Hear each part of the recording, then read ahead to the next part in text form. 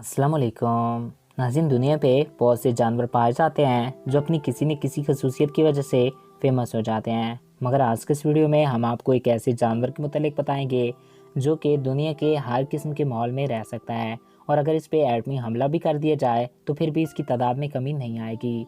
तो वीडियो का बाकायदा आगाज़ करने से पहले आपसे एक रिक्वेस्ट भी है कि अगर आपने अभी तक हमारे इस यूट्यूब चैनल वकास टीवी को सब्सक्राइब नहीं किया तो इसको सब्सक्राइब करके साथ मौजूदा बेल के आइकन को भी प्रेस कर दें, ताकि हमारे नए आने वाले ऐसी दिलचस्प और मालूमाती वीडियोस आप तक बआसानी पहुंच सकें। नाज़रीन, टार्डिग्रेड जिसे वाटर बियर के नाम से भी जाना जाता है, ये जानवर पानी में रहता है। यह टांगों वाला माइक्रो एनिमल है और इसकी उम्र के बारे में कहा जाता है कि ये कई सदियों तक जिंदा रहता है। ये दुनिया का सबसे सख्त जान कीड़ा तस्लीम किया गया है। ये जला देने वाली गर्मी और जला देने वाली ठंड में भी जिंदा रह सकता है। इस जानवर की लंबाई 1 मिलीमीटर से भी कम होती है।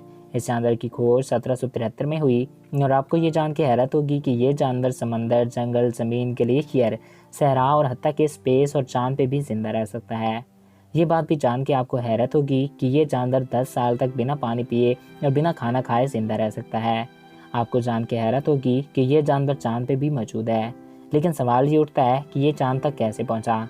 कुछ साइंटिस्ट मानते हैं कि इस जानवर का डीएनए दूसरे तमाम जानदारों के डीएनए से अलग है, और इसी वजह से साइंटिस्ट ये मानते हैं कि यह जानवर स्पेस या किसी दूसरे सैयारे से एस्ट्रॉयड के ज़रिए ज़मीन पे आया होगा, और हो सकता है इसी वजह से ये चांद पे भी पहुंच गया हो।